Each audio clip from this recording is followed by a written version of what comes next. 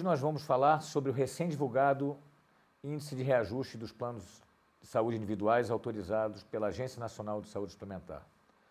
Feitosa, depois de muitos anos de reajustes sempre positivos, né, em várias situações, em 2 casas decimais, nós tivemos agora a divulgação de um índice negativo pela primeira vez. Algo que, inclusive, a Arquitetos da Saúde sinalizou que viria a ocorrer. Eu queria que você comentasse com a gente o que está por detrás, o que justificou esse índice negativo pela primeira vez. Aliás, a gente antecipou o máximo que pôde a discussão, porque os números, os dados públicos apontavam para isso, a gente olha dado público, né?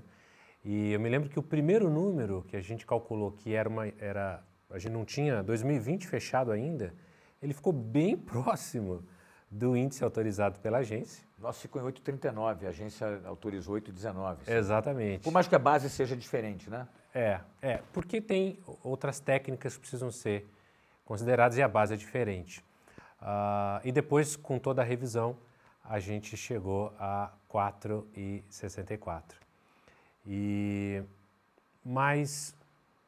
Frequência foi o grande impacto? Frequência, com certeza, foi o grande impacto. Isso é o amplamente discutido e divulgado pelos boletins Covid da ANS, né?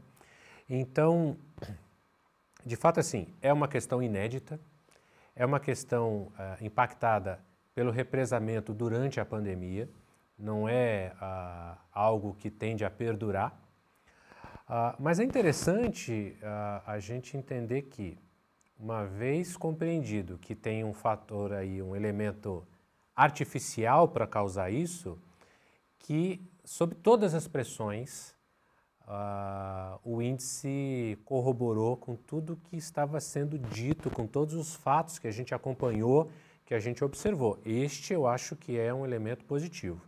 Agora, ele é inédito porque a saúde suplementar ela é complexa, sempre teve uma inflação muito acima da inflação geral de preços e você trazer uma constatação de variação de custo negativa gera com certeza um impacto num ano em que as operadoras tentaram fazer reserva, né, para este momento de pandemia, esperando quando esse represamento artificial acabasse e pudesse ter uma retomada mais tranquila, né? Antes da gente falar do que vai acontecer daqui para frente, qual é a sua visão sobre isso? Uma dúvida que tem surgido, e isso tem sido noticiado de maneira crescente, e é uma pergunta: o reajuste foi negativo para planos de saúde individuais, em torno de 8, 9 milhões de beneficiários, no total de 47, 48 milhões agora.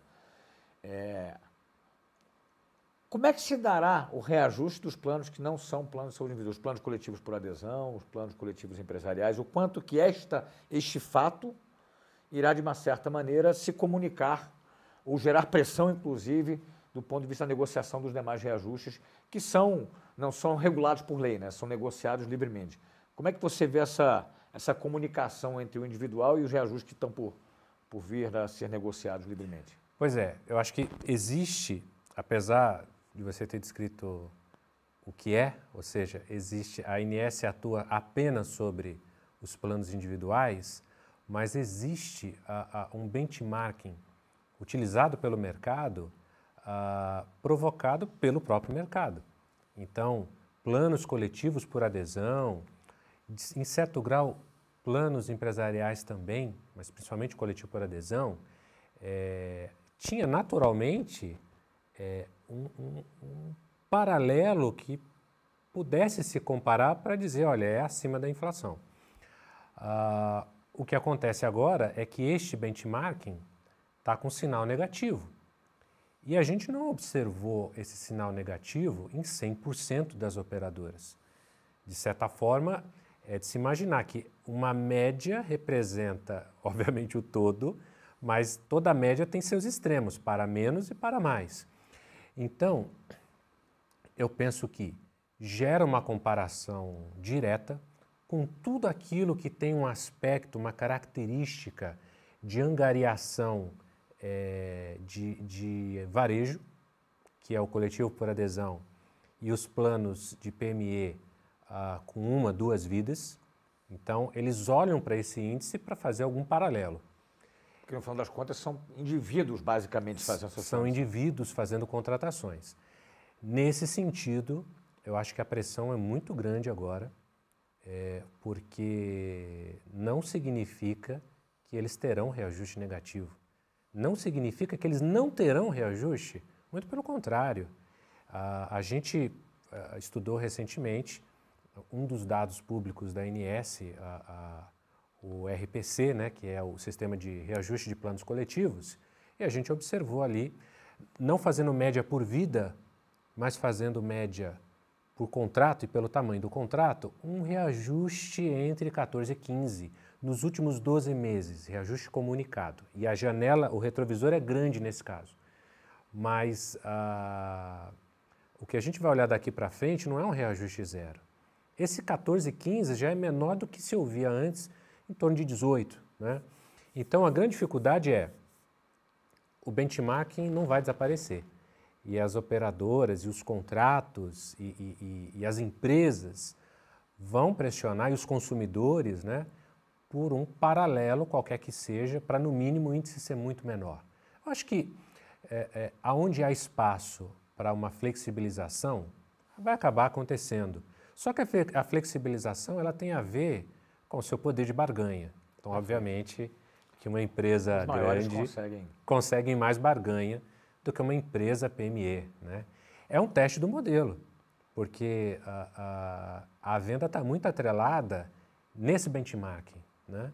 E agora é um teste de estresse desse modelo. Vamos ver o que vem pela frente, mas o benchmarking é inevitável. Vamos voltar para conversar sobre esse tema depois do fato ocorrido. Vem algo de... E é logo. E é logo. E é logo.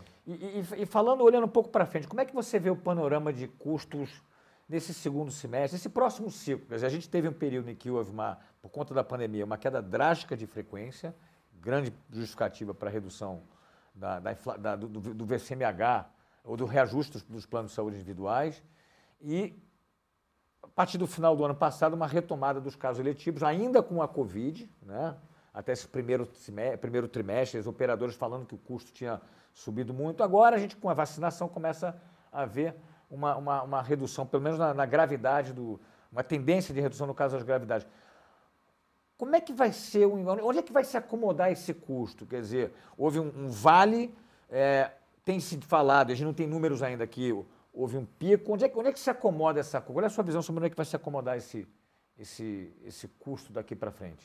Pois essa expectativa toda, ela foi sendo construída ao longo da pandemia, né? E a ANS produziu os boletins Covid, em que, de forma muito didática, mostrava ali principais indicadores eletivos em queda, ali no meio do ano de 2020. E depois, no último trimestre, uma recuperação, né, de pronto-socorro, de marcação de eletivas, e que tem uma nova tendência agora dessa recuperação forte. Existe um cenário que diz que nós vamos ter um pico agora, um despejamento do que estava represado, e que isso vai criar um efeito oposto e compensatório da VCMH negativa. Este é um cenário do mercado. E, de certa forma, até certo grau, ele faz sentido, porque cirurgias eletivas, de fato, podem ter sido represadas e vão ter que ser feitas. Mas outras coisas são perdidas, são canceladas, né? As consultas eletivas que não foram feitas não vão ser repostas, nem atendimentos em pronto-socorro.